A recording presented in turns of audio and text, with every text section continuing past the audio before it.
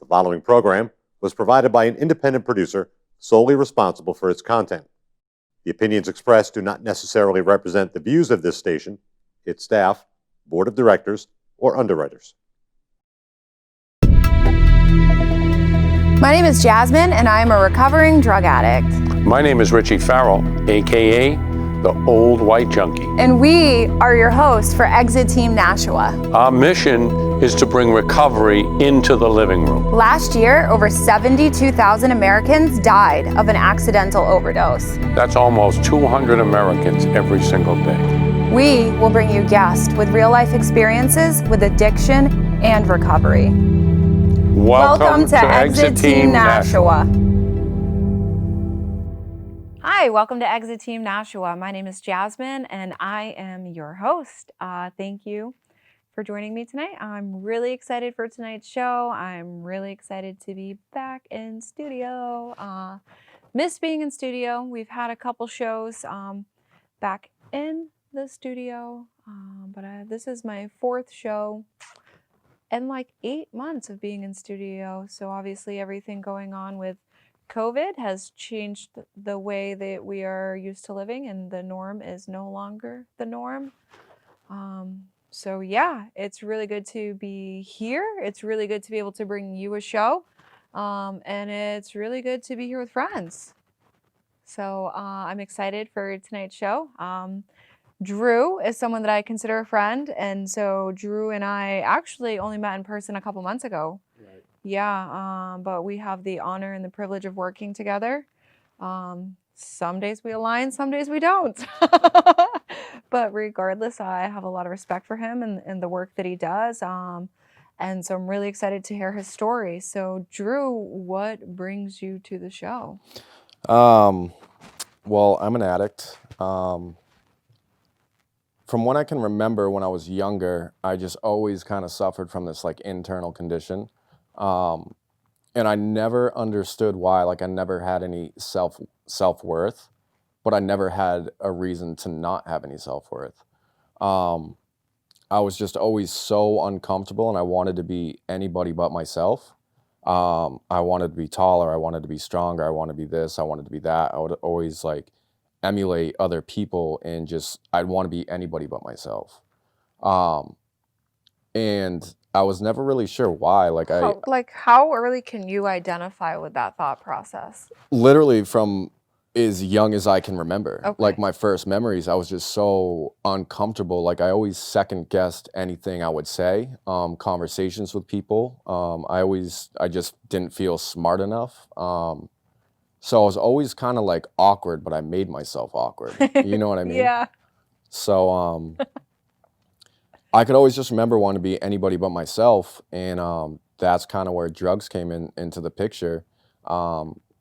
Because before I tried drugs, I saw, like I had friends that were dabbling, getting into smoking and drinking. And I saw that it would change them. They were a different person. And I was like, I want that. You know what I mean? And I remember, like the first thing I ever did was smoke weed. How old were you? 14. 14. I don't even think I did it right because I didn't get high. But You know, that's a common thing I hear. Right. My first time smoked weed, I got messed up. It was laced with PCP. Was it really? Yeah, dude, I literally threw up all over the guy in the counselor's office. Yeah. Yeah, so I don't think I did it right. Something was wrong. But I remember I was comfortable because I smoked with my friend, and I don't even know if he was high, but I was acting high because I was like, I just smoked weed, and I was acting different, and I wasn't even high. Like I remember feeling the same way. I was like, when's this gonna kick in? But I was able to be this person that I was, and I was comfortable. Like I was pretending to laugh, like giggle. You pretended to be, okay. Right, because I've watched Cheech and Chong. I know what it's supposed to be like when you're high. I didn't feel that, but I was like, laughing and. Dude, so literally just putting on the mask to fill the character. That's to what it fill was. the role. Yeah. Okay. Yeah. So it was interesting. 14, smoked weed, didn't get high, but acted high. But acted high. Okay. It's embarrassing. That's so great. Right. That's epic. Yep. First time I've ever heard that one. Okay, so what happened next? My progression was quick. I remember, like, I had a group of friends that, I started to get high. I think I smoked it the right way. And then We would smoke and drink on the weekends. And it didn't affect them the way it affected me, because they would be like, oh, that was fun. Like, let's do it next weekend. And I'm like, there's 5 days between now and next weekend. Like, let's just keep How going old through were the you week. at this point? Still 14. Still 14. Okay. My So progression was what's rapid. that? So like middle school still? Yeah. Yep. Okay. My progression was rapid. That's all I wanted to do. I didn't want to go to school unless I felt like that. It was either drinking or smoking. And then once the effect produced by those substances wasn't enough, which was pretty quick, I got into anything that I could. I remember, and then I got into anxiety medications, and I remember I had Prescribed or not prescribed? not prescribed at first, but then I Okay. was like, I want to get prescribed. And I had a doctor, and I was literally looking up on Ask Jeeves when Dude. that was a thing. Yes. And I was like, Yes. I was like, why do people need Klonopins? I love that you did that. That's like such a huge part of my story, Is it doctor really? shopping. Yeah. I would literally just Google the symptoms. Exactly. And I'm such a good like actor I know, that I yep. would go in there and I would present all the symptoms and I Mhm. would walk out. And this is back before like we had PMPs to go check for medications, right? So I had all these different doctors lined up for all these different meds. I was like a natural born hustler. Oh my God, I was too. It was bad. So I played that part too. I would like look up symptoms, and then I Ask would, Jeeves. yeah, I would ask Jeeves.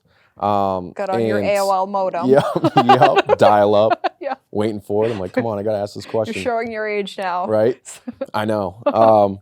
So yeah, I remember looking up symptoms on like why people needed Klonopins, and I was like putting on this act. And I went and saw my doctor, and I was a good actor. I was put on 90 milligrams, 90 Klonopins a month. So I was supposed to take 3 a day. And I was like 15, 16. Like, it was just very That's unnecessary. crazy. But I That's didn't. so crazy. But I didn't take 3 a day. 15 Yeah. years old. But I was taking like, it got to the point I was taking like 10 milligrams at a time. I was just blacking out. And soon that wasn't even enough for me. So I got into coke pretty You know, bad. I'm so sorry. I gotta stop. Yeah. You know what you need to do? What? You need to go to schools, like colleges, and Mhm. share on this experience. Right. Before COVID hit, I was going into like colleges. I went up to Vermont to like spoke to people that were going to school to become doctors. I would go to like different nursing schools, and I would share on my experience of how I used to doctor shop, Right. because I think that doctors like have great motives and are well intended. And I Mhm. think, you know, who am I to say if someone does or does not need that prescription? But they should also be well informed of people like you and I. Absolutely. You know. No, I agree. Because at no reason at that age should I have been on those. I didn't need them. I was, you know what I mean? I was just a kid. Yeah. But I put on this act like I needed it, and that was the only way that I felt comfortable. Like, if I went a day without Klonopins or anything in my system, like I couldn't be around people. Wicked bad social anxiety. I just couldn't function in life. Like, once I put a substance in my body, I needed a substance to function, whether it was go to work, talk to people, talk to a girl, look my parents in the, like, whatever, you know what I mean? So yeah. I can only imagine what that did to your brain, because like your brain is growing at Right. an alarming rate at the age of 15, Right. and you're just so you're drinking. I mean, not drinking daily, but when you drink, you're drinking alcoholically. Mhm.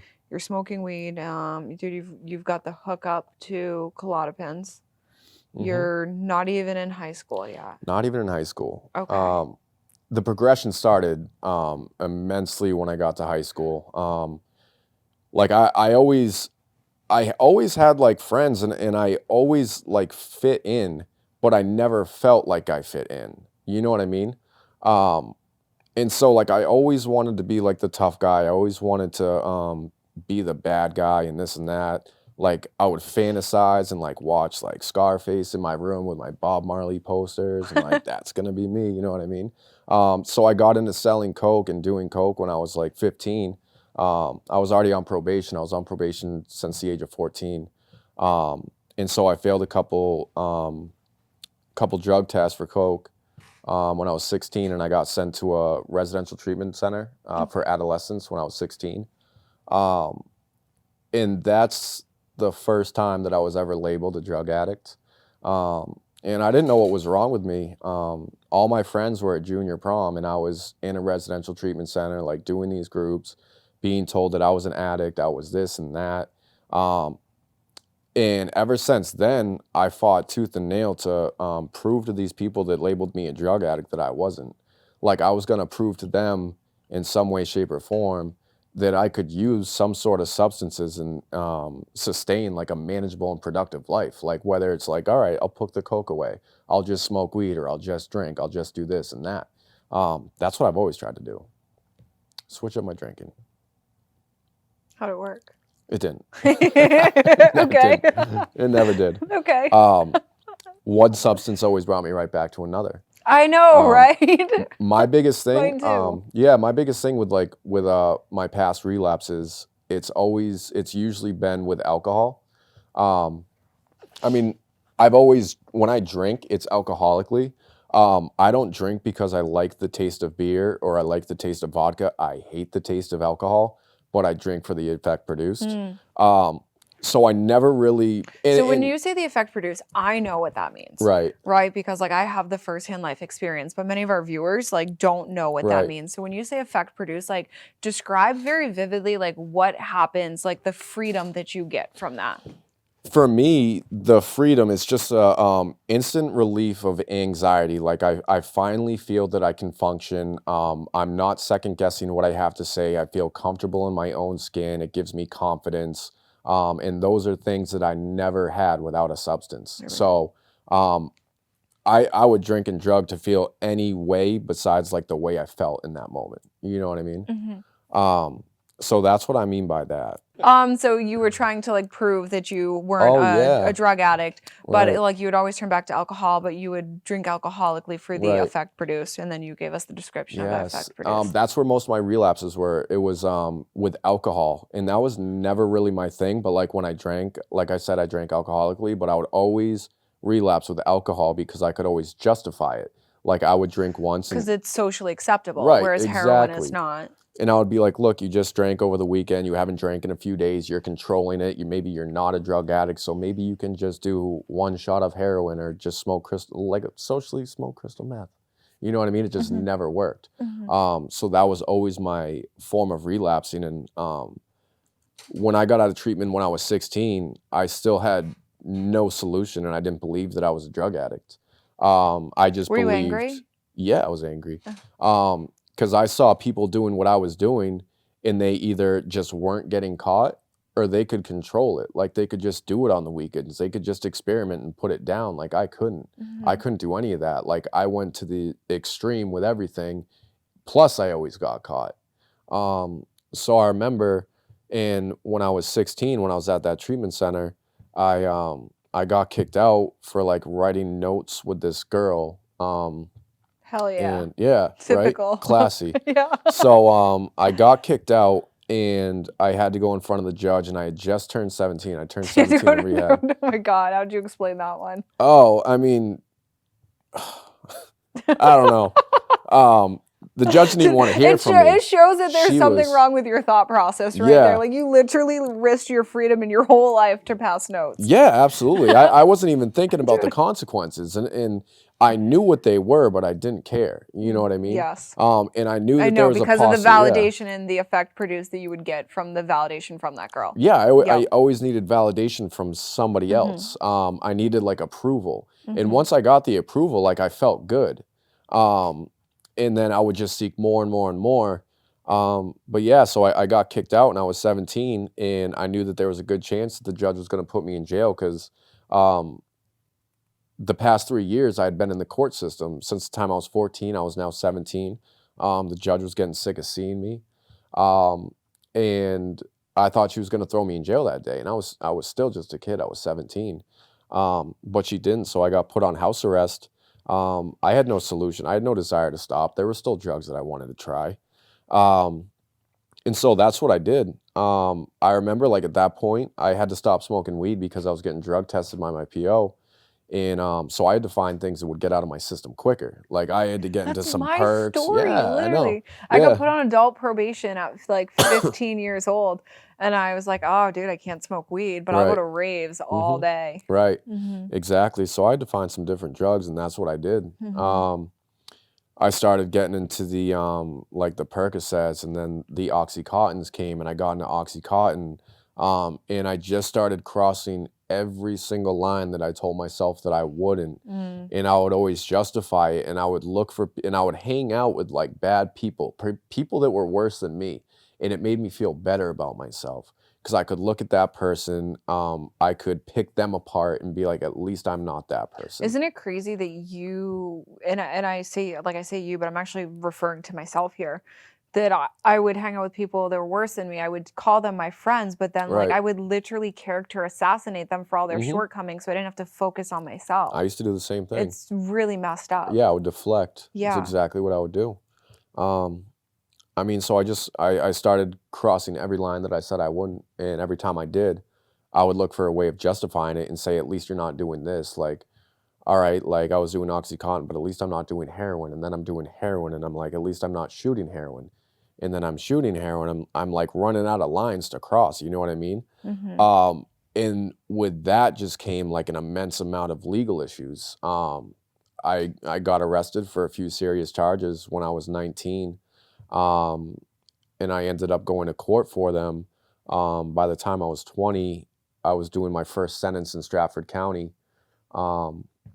And I remember I had to do the. Is that where you're from? The Seacoast area? Yeah, Seacoast Okay. area. Yep.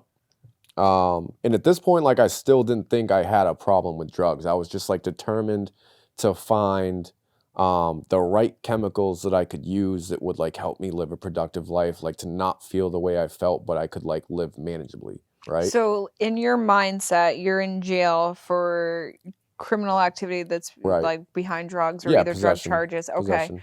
And you don't think like what in your mindset, like what do you think's wrong with that situation? I just got caught. Okay. That's the only thing. All right. Bad luck. Yeah, bad Okay, luck. I didn't alright. see that I had a problem. I just felt like I was in the wrong place at the wrong time. So next time I should be more careful. Like I'm still gonna do the same behaviors. I'm just gonna try to not get caught. Like maybe I should keep my drugs somewhere else. You know what I mean? Mhm. Because that's what it was. It was for possession. And I ended up doing a treatment center in Stratford County. Um, and I still didn't have a solution when I got out. And at this point, like I kind of wanted a means of sobriety because I could see that my life was just falling apart and like the way that I was trying to manage my life wasn't working. But I had no solution. And so I got out and I just always hung on to the same like people, places, and ideas. And that always brought me down.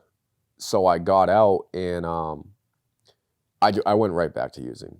It was almost immediate. I started getting into heroin again. I remember I would like be in jail time after time. So like the COs get to know Right. you, and the COs would always be like, "You're never gonna change until you stop hanging out with these people." And I'd be like, you know, what the hell are they talking about? And I Right. couldn't. But like now in retrospect, looking back at it, like I could see that they saw potential in me, Right. and they could see that like I would like morph to the Mhm. people that I was around. Absolutely. I had a similar situation. Like, I grew up in a small town, and the police chief, like, I was well known in that town. And he was so amazing with me because he saw my potential. He saw like the person that I was, and that I was just like, I was lost and I was getting into the wrong crowds and I was doing this and that. But he always saw my potential, and I'll always have so much respect for that guy. Because I mean, he would arrest me, but at the same time, he would sit down and have like a serious Human one-on-one with me. conversation with Yeah, you, he yeah. wouldn't just treat me like a criminal. He wouldn't just put me in a cell and just lock it. He would pull me out and we'd just have a man-to-man conversation. And he would, you know, express the potential that he saw in me, and like, you know, a pep talk, Yeah. kind of like a father figure. So, I mean, I'll always have a lot of respect for that.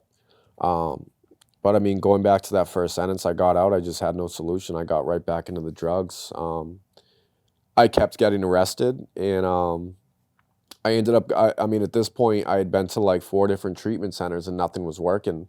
Because every time that I went, like I said, I never had a solution. Like I would see the 12 steps, like every treatment center would have like the 12 steps plastered on the wall, but no one would ever show me how to do them. They're just like, that's the steps, like this is what you do, this and that. And so I never engaged myself in the 12 steps, and I always tried to avoid them at any cost.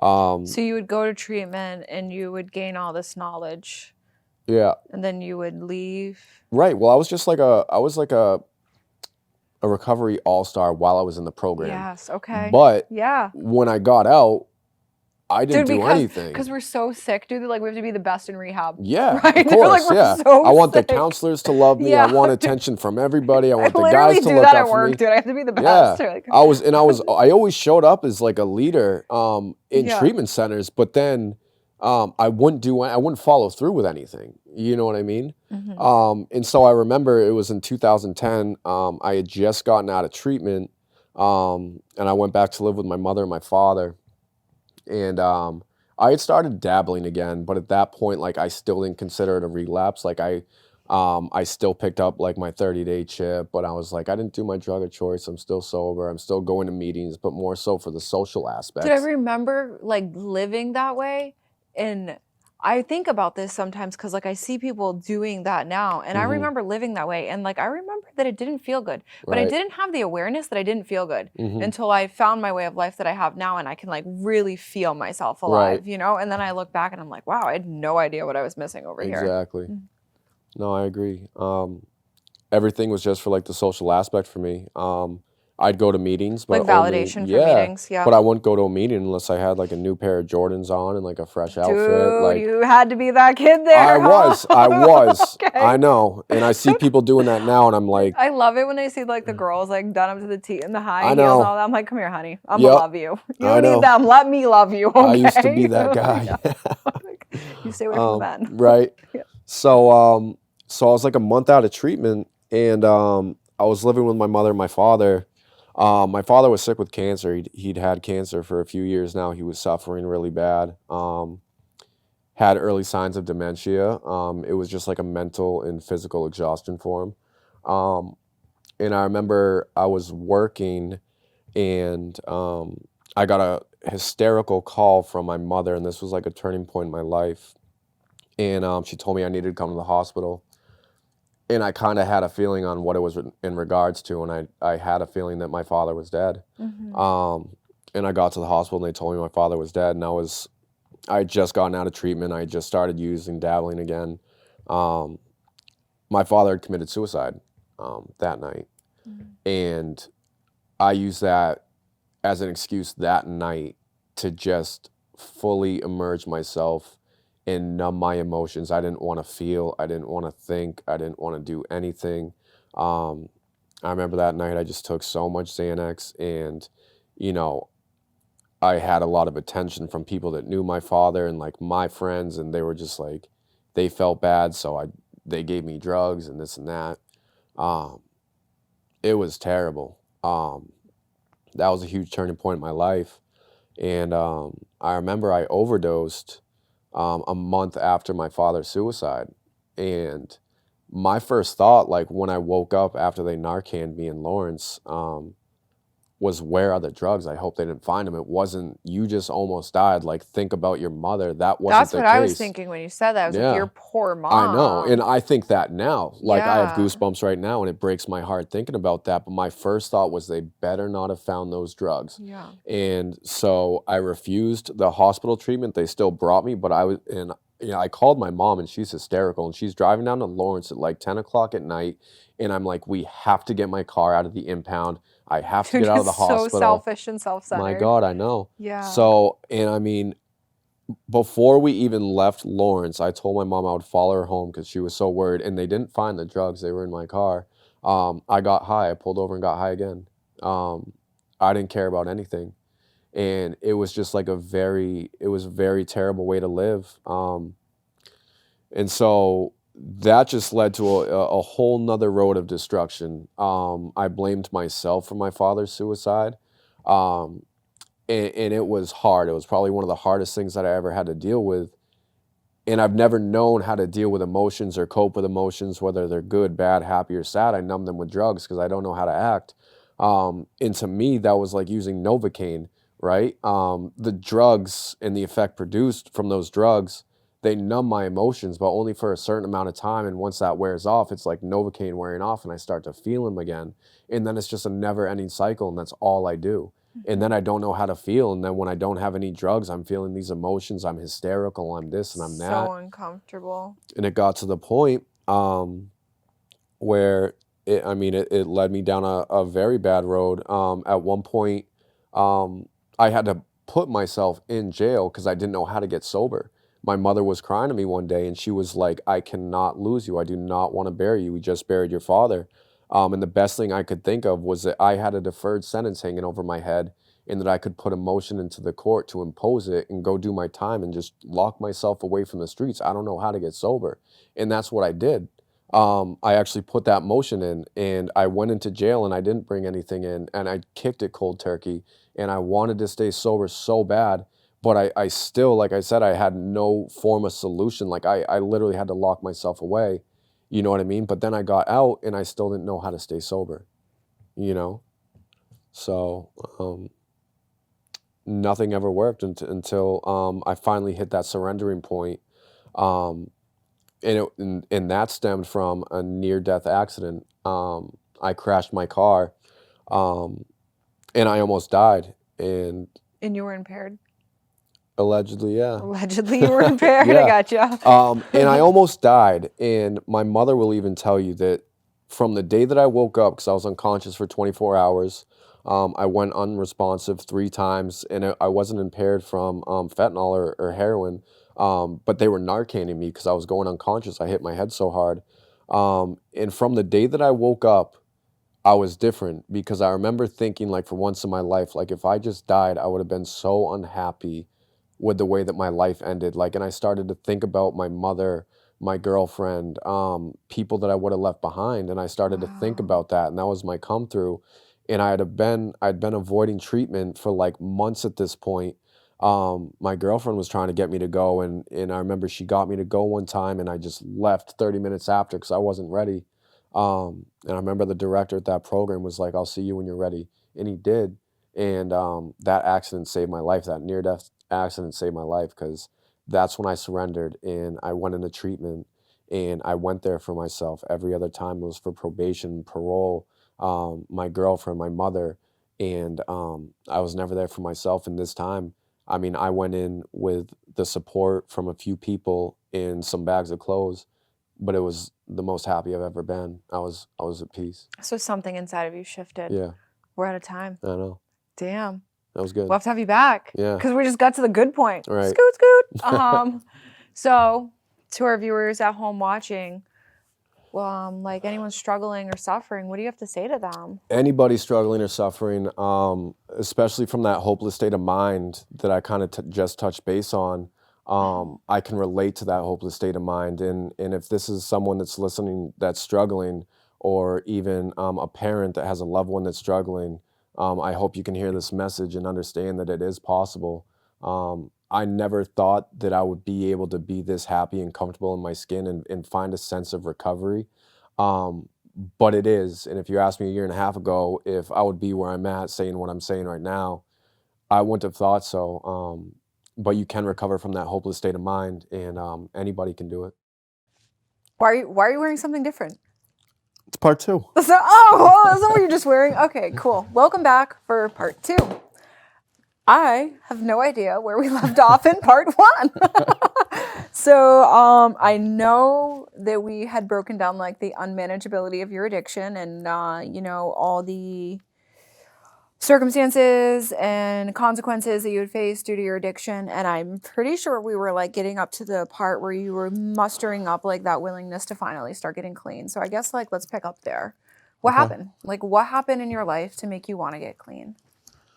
I mean, there was a lot of circumstances building up in my life, like to the point where I knew that I needed help, but I was at a point where I couldn't picture life like with drugs or without drugs. So I was kind of at a standstill. I was nervous about surrendering. And I mean, the way that my experience went, everything just kind of played out the way it had to. I had a pretty traumatic experience that brought me into treatment this time around. I don't know if I talked about this last time because I don't even remember, but I was in a car accident that almost killed me. And the same car accident that killed me was what saved my life, because I believe that if I didn't get into that car accident and, have that experience of a near-death experience, I'm not sure I would have gone into treatment. So the car accident, I hit a telephone pole. Telephone pole almost killed me, but it saved my life because if I didn't hit it, I would have gone into a swamp and I was unconscious. So I was unconscious for like 24 hours. And then I remember waking up at the hospital. I had no recollection of everything. I went unresponsive 3 times. So it was pretty scary because, I mean, when I woke up, I started thinking like, if I died, like I would have been, really upset with the way that my life ended. There was a lot of strained relationships, with my family, just like life was a mess. Um, and ever since that day, my mother would even say the same thing, like something changed. Like I knew that I needed treatment and I didn't have any time to waste. Um, and so that's what I did. And I've just pushed forward since. So you went to treatment, like from the hospital, you immediately went to treatment? I mean, I went home for a little bit to recover from the accident. Okay, it's like physically Um, recover. yeah, and then I started making the Okay. phone calls. Okay. Yeah. And so like when you went to treatment, what did you experience? I'm a product of treatment, so I believe in Right. treatment. Yeah. I mean, the first couple weeks were tough. Like it was kind of, I was coming off a pretty hard run. My head was, I was really foggy. I was all over the place.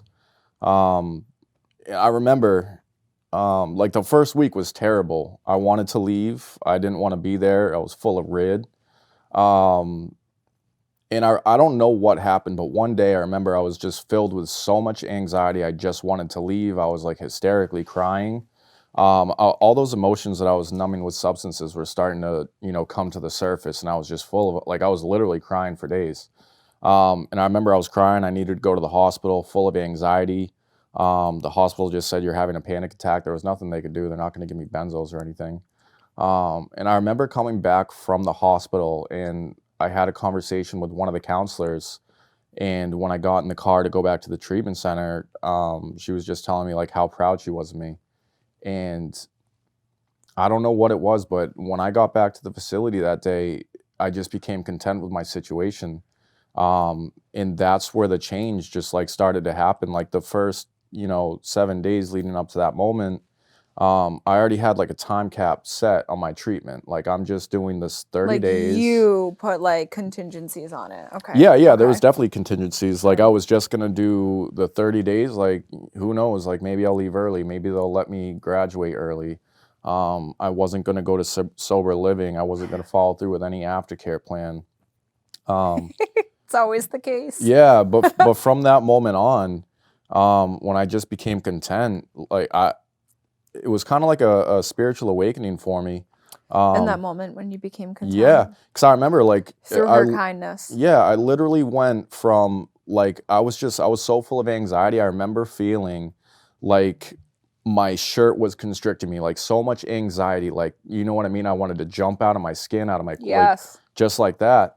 Some And so I went days. from that moment and then I got back to the facility and I was just like, let's do this. And it was that fast. And I was so grateful for that experience because after that, I no longer set a timestamp on, my recovery. So I started going to the aftercare coordination classes.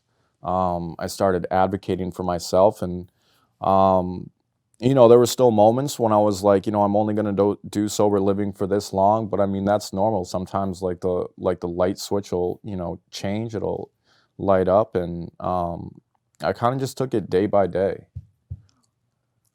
Okay. Yeah. So when you were in treatment and well actually I want to share this real quick. So today like I was hiking and so I always use like nature to like ground me or like when I can feel myself just getting because like life is very chaotic and so when I was hiking like I was like processing work and I work in the field of substance use disorder because we work together. But and I was like trying to think of how I can be more helpful and like what it is that I'm going through. And I started reflecting on my own experience of being in treatment on my hike. And I just remember when I was like 30 days sober, like I didn't have the awareness yet to like I was given like all this great information, but like I didn't have the awareness to actually like absorb it or like we could sit here now have this conversation, but like that's where that conversation stayed, for me. And as I was like walking, I just realized like Jazz, like the best thing that you can do is just be kind and loving. And it's just really cool how my God works, because like that aha pivoting moment for you was just like that woman telling you she was proud of you. I was like, Right. oh, okay, like look, it changed Drew's life. Like maybe like what you just really need to focus on is like how you can be loving and supportive. Yeah, exactly. But okay, so like you're in treatment and you decide that you're gonna go to aftercare because and so like then what happens? Because like so your whole like you literally like before, so there was like just like this whole life of wreckage, and like that's not the Drew that I know today. You Right. know, so I mean, so going into treatment this time around, obviously I had a lot going on. I didn't go in on a winning streak. Are you sure? I'm positive. I mean, if that's a winning streak, I don't want to experience another one. But really, when I came into treatment, like I had so many outside issues going on, and those type of issues, like usually I go into treatment when my life's like, when I hit my rock bottom. I always have a lot going on. I let these outside issues control my recovery and like what I'm doing. I'm so focused out there that I'm not focused on this internal condition. Isn't it crazy? Like you can like feel your inside. Yeah. You can. And so crazy. What? this time it was this time like my early sobriety was the roughest thing I've ever been through. Like I said, I just experienced that car accident. So I totaled my car. I lost my license. I picked up new charges. My relationships were gone with my mother, with my family. Pretty much everything. It was really tough. The new charges, they were trying to throw me back in prison. I found out I had a daughter a week into my recovery. So I'm like, I don't even know. It was a blessing, but I'm sitting there thinking like, I don't even know how to take care of myself. Like now what do I do? Holy smokes. It was a lot. I didn't know that. Wow. Right. Okay. So, dude, that's a lot. Like, hi, you're 1 week sober. yeah. Dude, like when I was 1 week sober, I literally wanted to rip my own flesh off my body. So I can imagine being like, and you have a baby. Yeah. No, it was a lot at once. Yeah. But I didn't let any of those things throw me out of treatment. That's awesome. Because how easily you could have. Right. I always have before. Yeah. And to some people, that sounds like a pretty rational reason. Like, oh, well, like you might go to prison. You just have this daughter. You should probably leave so you can like do X, Y, and Z. Right. But like in the light of addiction, like staying in treatment is the best thing that you can do for yourself. You know. Yeah. So I my early recovery was rough, but I made the decision to further my treatment and kind of follow through with an aftercare plan because I never did before. What did that plan look like? So, I mean, first it started off doing a 28-day program, which turned into going to sober living afterwards for a month. And, after, the month, and I started getting to the step work and I started to experience some good changes. I signed up for another month and I just kind of took it day by day, month by month. And at that point, I didn't have a timestamp on my recovery. I was just riding with it, really. And all those outside issues I had going on, I didn't let it affect my recovery. I kind of, what I would have done before is I would have left treatment and I don't know how to cope with, feelings or emotions or anything like that. So I would use that as an excuse to self-sabotage. Like, well, this is going on in my life anyways. Like, why not just like make it worse? That's just what I've always done.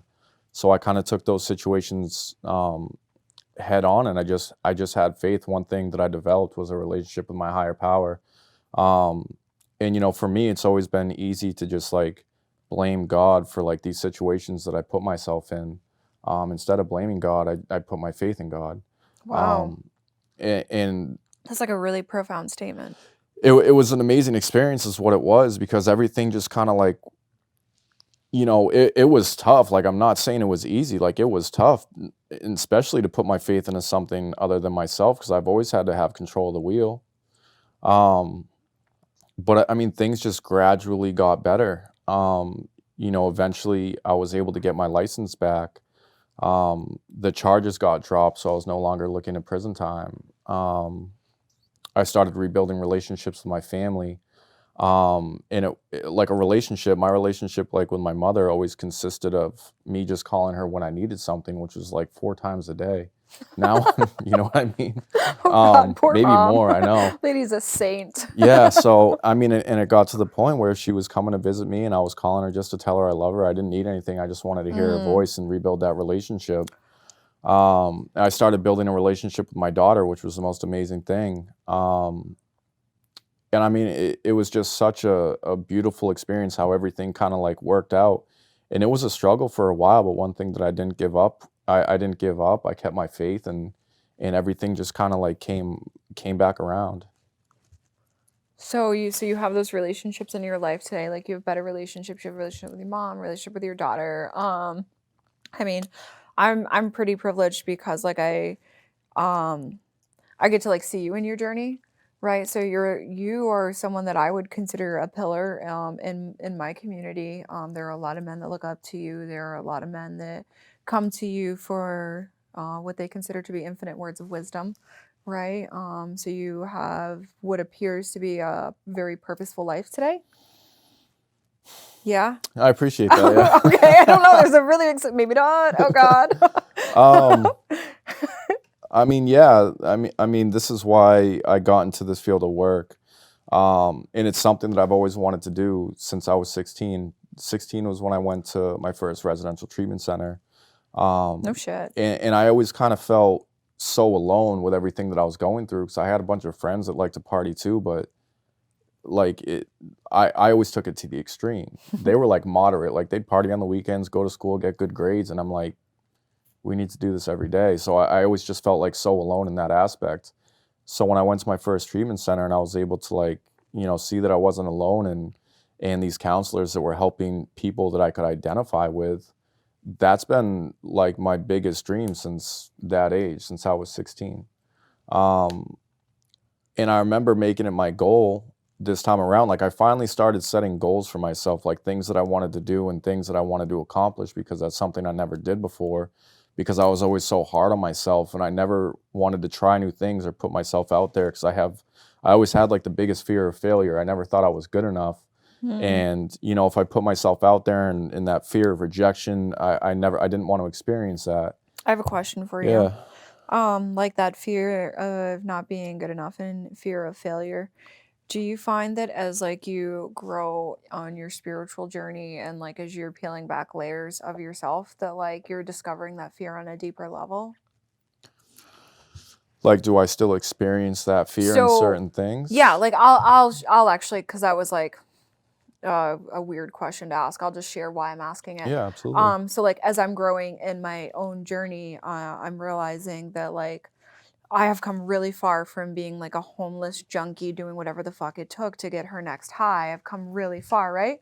But like I'm realizing now that God wants more for me, and so like I recently got engaged, which is like really cool. And we filled out paperwork today to like see what we need to do to become homeowners and like all those things like that. But like up until like more recently, like I was putting roadblocks in front of all those things for happening in front of me. And I had to do some spiritual work to realize that like I was realizing that I didn't think I'd come really far, and I had focused on how far I'd came, that I realized that I was putting up these blocks to go to the next thing because I didn't feel worthy of those things. Like I didn't feel worthy of, I've never had a good relationship with a man before until I met my fiance. So like the thought of like being worthy enough to be someone's wife was like, I didn't feel that in my heart. So I was putting blocks in front of that. The thought of like, I'd lived in a sober house for so long to like get my own place was really cool, but like I didn't actually think like I was worthy enough to be a homeowner and like all these like things to get to the next level. So I'm realizing like, oh dude, like there's still like a really broken little girl inside you that still needs healing. No, I can relate with that as well. I think that's something that's just going to be a daily reprieve for me as well, because that's been like a fear that's been instilled in me since I can remember. Another one was a fear of success. Like I was saying, like I would always self-sabotage. My fear of success doesn't really amount to the fear of failure that I still have. You know what I mean? Like when things start going good now, and as I progress, like I don't want to self-sabotage. I want to keep moving forward, but as I keep moving forward, I still have that fear of failure. You know what I mean? Yeah. That's just something that I've always struggled with, but it's something that I work on daily. and I still catch myself, like you were saying, like you can see those roadblocks and those signs. You know, when I reflect, I can see the same thing, and it's something I have to continuously work on. It's not just gonna go away from me. Yeah, the thing is like I couldn't even see that I was putting up those blocks. Like, I mean, Mm-hmm. I had to hit some significant pain around it to be like, oh, hey, like Right. you're trying to be God right now. Get out of the way. God wants you to be happy. Like, advance. It's okay. Right. Yeah, I like to do that a lot. Mm-hmm. All right, cool. So like life's pretty good for you today? Life's great today. Great. Yeah. Wow. Okay. Yeah. Well, this is your camera. Yeah. So anyone that's like watching or struggling, or anyone that like doesn't think they're worthy, or they've been to jail 100 fucking times, or they've been to treatment. How many times did you go to treatment? I can't even count. Or they've never been to treatment. They're homeless. They're in the homeless shelter, or just like whatever their situation is. Like they don't think they can do it. Like, what do you have to say to them? I mean, what I would say to that is, I can identify with that feeling 100%. I remember feeling hopeless since the age of 14. It's such a difficult feeling, but the fact that I can identify with that feeling, and kind of that's my biggest passion, is identifying with people that are experiencing the same feelings that I once felt: hopelessness, depression, anxiety. Just identifying with that feeling, kind of showing a person that there is a way out, that you're worth it, that you can do it, that it is possible. I've been in and out of treatment centers, detoxes, prisons, jails since the age of 16. So like 15 years of experience. Yeah. I just want everyone to know that there is a way out and it is possible. Like, I never thought that I would be able to do this, that I would be sitting here saying these sort of things. Like, I just never thought that I could do it. But for me, it wasn't until I started taking all the suggestions and kind of gravitating towards people with experience in this who have been through the same sort of thing, and surrounding myself with those people. That's when it became possible for me. So for anyone that thinks that they might want help, or like maybe they're not even sure if they want help, but they're just curious and getting information, like what are some resources that are available out there for people? If they're considering getting help, Yeah. there's a lot of resource. I mean, it depends on the area. Like the Doorway, Yeah. that's a great stepping stone. So like for instance, we're in Nashua, so there Mhm. is Revive Recovery Center, Yeah. which they have a doorway located in there. There's also a doorway located at the hospital Right. here in Nashua. Manchester has a doorway, Dover has a doorway, Yeah. Concord has a doorway, Keene has a doorway, Berlin has a doorway. Mhm. And so those are all like recovery resource centers where people can go into. They have recovery coaches, they have 12-step meetings, they have information. They have people that could help you get insurance if you don't have insurance. They could help you get to detox if that's what you need. They can help you get to rehab if that's what you need. If you want to see Drew, you Mhm. can they help you get to Drew. So there's a lot of resources out there now, right? There's a ton. There's recovery centers. There's 211, Mm-hmm. right? You're not sure which direction to go. Pick up the phone, call 211. Message Drew on Facebook. Message me on Facebook. Yeah, Drew will help you get Absolutely. connected with resources. Message Andy. He was the previous show. He'll help you get connected with resources. What else? I'm trying to think of like resources for people. It's crazy because there's over like the last probably over the last 2 years, so many resources have become readily available. It wasn't know. like this a few years ago. No. The state has done an excellent job. There's respites now, Yeah. right? Nashua respite. Like, what's a respite? I mean, the way I explain a respite, it's like a sober living facility that you go to while you wait to get treatment. It's kind of like a stepping stone Yeah. for people that make that decision. People that, what I see with my clients a lot is people going through the doorway when they finally make that decision to seek treatment. Through the doorway, they usually go to either the respite and they kind of help them with their insurance, or just help them, point them in the right direction for treatment. Dude, shout out to the doorways, actually. Shout out to the doorways. Yeah, dude, they're awesome. They are awesome. Really are. They help me so much on a day-to-day basis, Yep. help other people get connected with resources. I feel like that can't be an easy job. No, not at all. Mm-hmm. All right, cool. So we got doorways, we got respites. The respites are really cool, dude.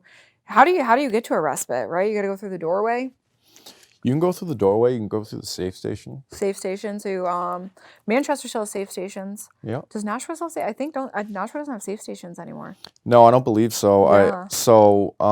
I mean, the safe station that I use is the one in Manchester. Manchester, yeah. Go there. So that's pretty cool. Also, like if you don't think that you're ready for treatment, like I had to try every avenue before I was like ready for treatment. But if you go to a doorway or you call 211, like they'll connect you to like recovery coaches and things like that. All right, cool. So that's like a little bit of what we do on the day to day. What do you do for fun? So, I mean, I didn't even know what I did for fun before I got sober because I didn't really have any hobbies or interests. So I was kind of like, Shooting dope, yeah. That's nodding out. That was my hobby. Hell yeah. So like I really started to start learning about myself when I got sober because I remember like questioning myself like, what do I like to do?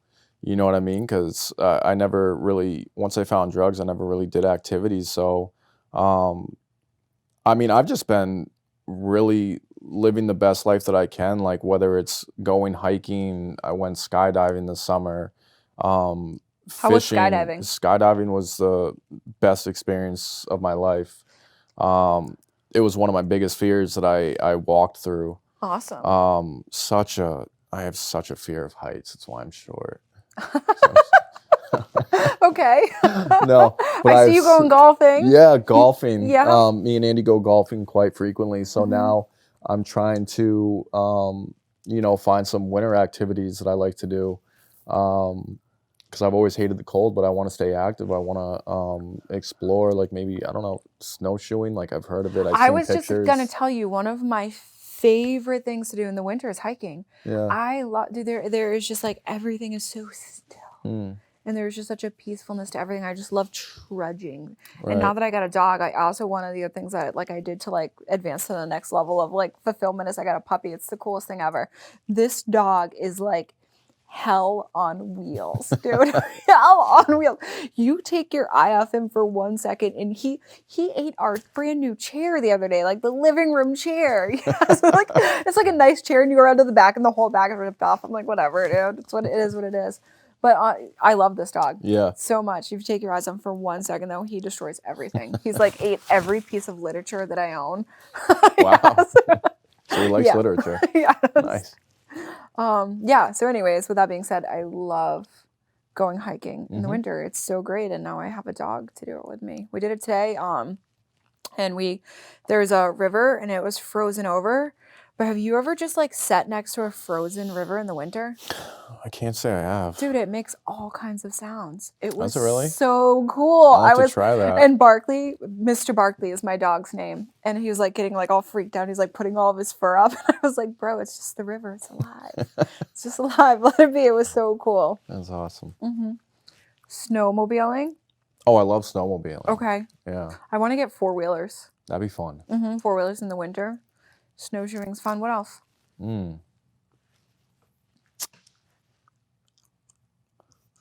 the winter? Yeah. Or period. In the winter, what do we say? Snowshoeing, hiking, Mr. Barkley. Yeah. Let me think. He's awesome. I recommend getting a puppy. I mean, you can still travel. I love traveling. Yeah. Exploring. Can't travel that far right now, but just going somewhere new. I can't wait to travel again. Being around friends. Bonfires. Bonfires, those are great. Really, it's the little things nowadays that make me happy as well. That's awesome. Yeah. All right, cool. Well, the show's over. Awesome. It was exciting to have you. It's great to be back. Yeah, I know. I love it. We'll have to shoot more shows. I love having you here. I love having Andy here. You guys have done an excellent job. More than anything, I'm sure that you have helped. I see you help people on a daily basis, but I am sure that this show will reach people and help people. If anyone is interested in reaching out to you for any kind of help, just like look you up on Facebook. Is that a good way? Absolutely. Look me up on Facebook. Send me a message. Yep. You can get a hold of me. And when I tell you that like Drew is like a real life recovery rock star, say that 10 times fast, real life recovery rock star. He is, and I see him go out of his way all the time to help individuals, find their way and like navigate through those uncomfortable feelings. So if anyone needs anything, please reach out to Drew. Thank you for coming on the show. Thank you for having me. It was great having you here, and everyone, thank you for tuning in with us. If you have not done so already, please hop over to our Facebook page and give our Facebook page a like. Our Facebook page is I Am a Heroin Addict. This is where we launch all those shows on that platform. And also, we launch like daily motivational quotes. So stay tuned to see what I post next for motivation. Thank you for tuning in. And as always, we love you.